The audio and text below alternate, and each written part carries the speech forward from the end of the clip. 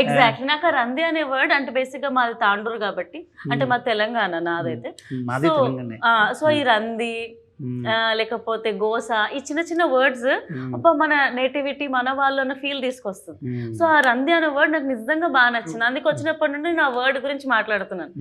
So అసలు యాక్చువల్గా మీరు తెలంగాణ అనగానే ఏంటి అంటే ఫోక్ సాంగ్స్ వింటూ ఉంటారు, అందులో వినబడుతుంది ఏ సాంగ్స్ అండి కదా.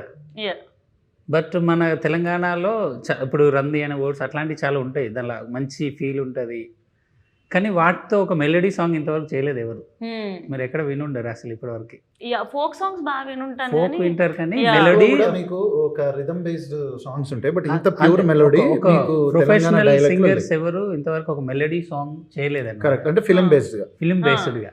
సో బయట కూడా పెద్దగా వచ్చిండవు, మీకు రీచ్ కూడా అయ్యిండవు ఒకవేళ. సో ఒక సినిమాలో ఒక తెలంగాణ వర్డ్స్నే పెట్టేసి, అంటే తెలంగాణ సినిమా కాబట్టి తెలంగాణలోనే ఒక అమ్మాయి ఒక మెలోడీస్గా పాడితే ఎలా ఉంటుంది అనే కాన్సెప్ట్లో నుంచి వచ్చిన సాంగ్ అనమాట ఇది.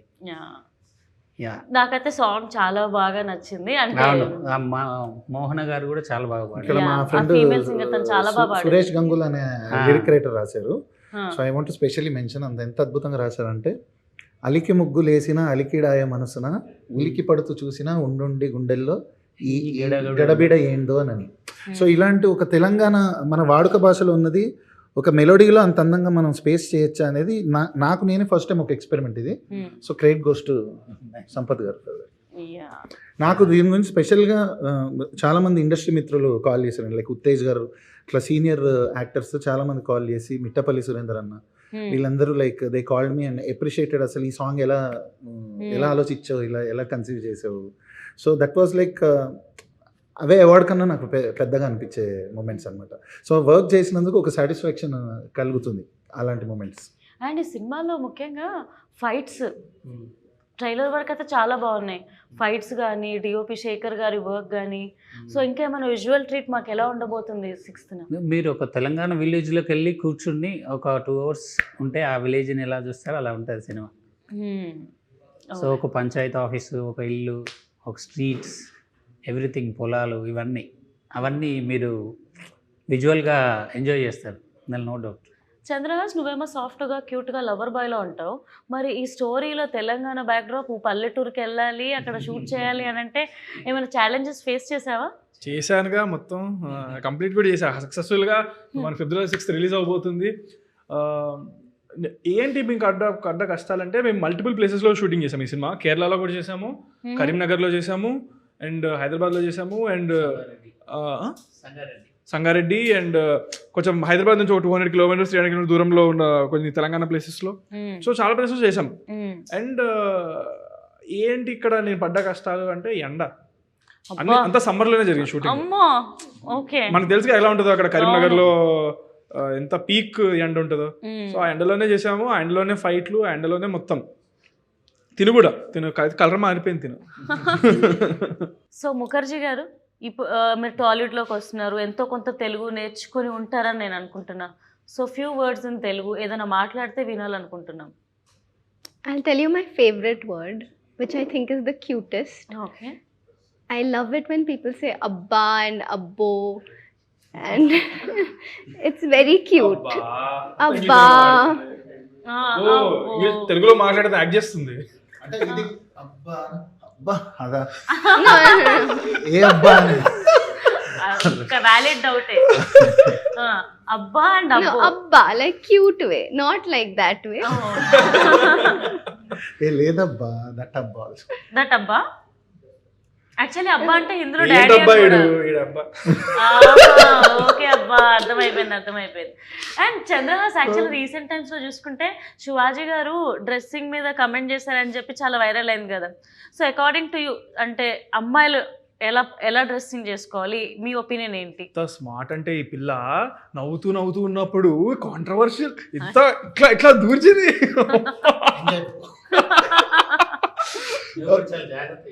ఇది ఆన్సర్ మీద అంటే కనిపెట్టినోడిని ఇది టఫ్ అనేది నేను జాగ్రత్త చెప్పలేను అనుకుంటారా మీరు? ఓకే, సో దాని మీద నా ఒపీనియనా? ఓకే, ఫస్ట్ ఆఫ్ ఆల్ చాలా జాగ్రత్తగా మీరు చెప్తారా అది చెప్పండి డైరెక్టర్ గారు మీరు చెప్పండి. మీరు చెప్పండి.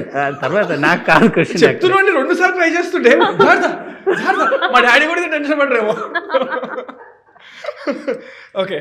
But this is the problem. Men shouldn't have to comment on women's dressing.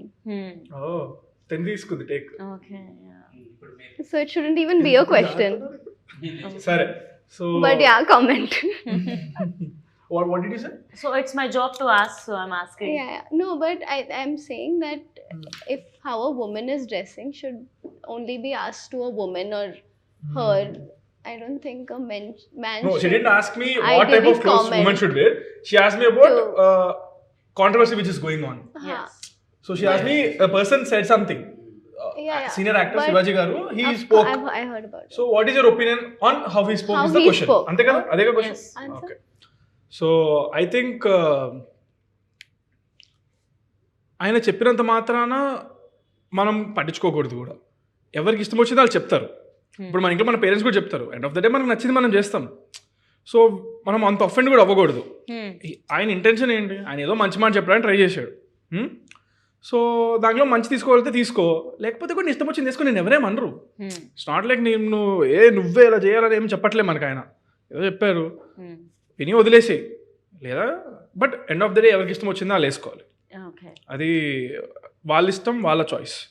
మనం చెప్పకూడదు ఎవరెవరికి వేసుకోవాలనేది. ఎందుకంటే clothing is own basic reason, basic need. అది ఏంటంటే మనకి చలి పుడితే చలి ఆపడం కోసం మనుషులు వేసుకోవడం మొదలెట్టారు. ఓకే, నీకు చలి పుట్టట్లేదు, నీ కంఫర్ట్ ఉంది, నీవు వేసుకోక బట్టలు నీ ఇష్టం. I will leave it to them. ఎవరి ఇష్టం వచ్చిందో వాళ్ళు వేసుకోవచ్చు.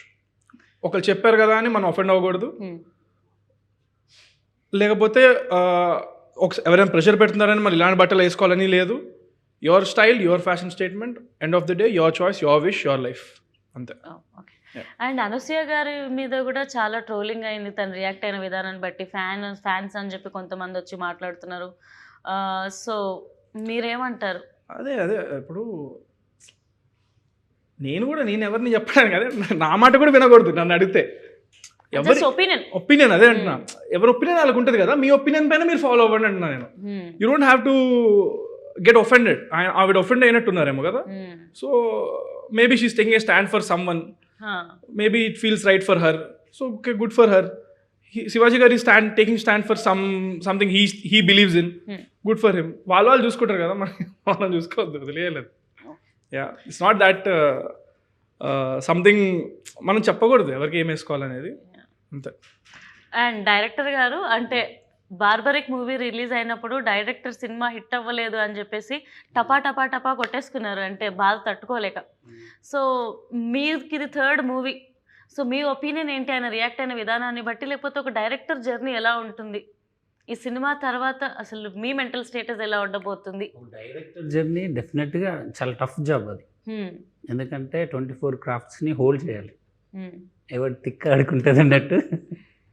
సో వాళ్ళందరినీ హోల్డ్ చేసి ఒకే తాడు మీద తీసుకెళ్ళడం అనేది it's a very tough job actually.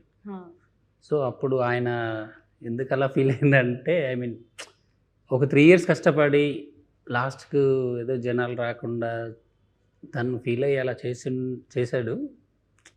But అది దానికి నేనేం సపోర్ట్ అని కాదు, కానీ బాధేసింది చూసిన తర్వాత. యా, అది అంటే అంత పబ్లిక్ వచ్చి తన కష్టాన్ని చెప్పుకొని చేయడం కొంచెం బాధ అనిపించింది నాకైతే. చెప్తేనైనా మేబీ తన సినిమా చూస్తారని ఆయన అది ఆ బాధ నేను అర్థం చేసుకోగలుగుతాను. But maybe it was not the right way to do it. Yeah, maybe ఉండొచ్చు. అంటే అప్కమింగ్ డైరెక్టర్స్ కొంతమంది, లేదంటే ఫ్యామిలీస్ ఎవరినైనా సినిమాల్లోకి మా వాళ్ళని పంపిద్దాం అన్నప్పుడు ఇలాంటివి చూసినప్పుడు ఇంపాక్ట్ వాళ్ళని పడి భయపడుతుంది కదా. ఇలా వెళ్ళే వాళ్ళు డైరెక్షన్ తీసుకొని వెళ్ళిపోతారు ఉండొచ్చేమో. యా, డెఫినెట్గా. అండ్ ఇంకొకటి కూడా రీసెంట్ టైమ్స్ లో మనం చూసాము, నచ్చే సాంగ్ రాజాసాబ్లో తమన్ సార్ చేసిన దానికి అంటే నాది కాపీ కొట్టారని చెప్పి ఇన్స్టాగ్రామ్ లో ఒక రీల్ వైరల్ అవుతుంది. ఇది నాది కాపీ కొట్టారు అని చెప్పి ఆయన వర్షన్ ప్లే చేశారు, ఈయన వర్షన్ ప్లే చేశారు. ఇలా చెప్పు తీసి ఇలా ఎలా అన్నారు అదే కదా. ఓకే అది సో నువ్వు మ్యూజిక్ అది చూసారా మీరు? What do you think? Director question, Shivaji గారి క్వశ్చన్, నీకు ఈ క్వశ్చన్. అయ్యో బాల్స్ ఇలా వేస్తుంది మామూలుగా అడుగుతున్నారు. ఇన్ జనరల్ మనం ఫ్రెండ్స్ గా మాట్లాడుకుంటాం Yeah, కదా, yeah. సో క్యాజువల్ గా నేను నార్మల్ గా నార్మల్ క్యాజువల్ ఫ్రెండ్స్ లాగా అదే కెమెరాలు ఉన్నాయి అంతే. అట్లని చెప్పి మీరు నాకేం డిస్కషన్స్ పెట్టద్దు. నేను సరే చెప్పండి. సో ఫస్ట్ థింగ్ అసలు ఆ వీడియో అనేది ఎంత రియలో ఎంత ఫేకో మనకు ఎవరికి తెలియదు. సో దీని గురించి మనం మాట్లాడలేము. అండ్ ఒకవేళ రియల్ అయినా అది ఫేక్ అయినా కూడా అది ఐ డోంట్ థింక్ సో. ఆ లెవెల్ ఆఫ్ లెజెండరీ ఒక మ్యూజిక్ డైరెక్టర్ని అంత ఒక సోషల్ మీడియా నెగటివిటీకి గురి చేయడం అనేది I would never support in my wildest dream also. Because ఆయనే కాదు, ఎవరైనా కష్టపడి అంత ఒక స్టేచర్కి వచ్చిన వాళ్ళు, వాళ్ళల్లో అట్లీస్ట్ ఒక 0.1% కూడా జర్నీ లేని ఎవరో వచ్చి ర్యాండమ్గా కామెంట్ చేయడం అనేది నాకు అది ఎందుకో అది నేను ఎవరున్నా ఏ మ్యూజిక్ డైరెక్టర్ని ఎంకరేజ్ చేయను ఫస్ట్ నుంచి. నేను I can't leave a comment. I feel very sad about the negativity that goes in social media on music production also. Because actually music production అనేది there are lot of VSTs plugins. అదేంటంటే ఆ pack కొనుక్కున్న వాళ్ళందరికీ available ఉంటుంది. So ఎవరు first వాడారో వాళ్ళది అయిపోతుంది. అది అంటే ఎవరైతే అది ఫస్ట్ ఒక సినిమా సాంగ్కి వాడేశారో, ఎవరు అది కనిపెట్టేశారో అది వాళ్ళ మ్యూజిక్ దీని కిందకి వచ్చేస్తుంది. So but we'll not have an idea వరల్డ్లో ఏ పార్ట్లో ఎవడది వేసాడు అనేది మనకు తెలియదు కదా. సో ఈవెన్ నేను జంపర్ గింపర్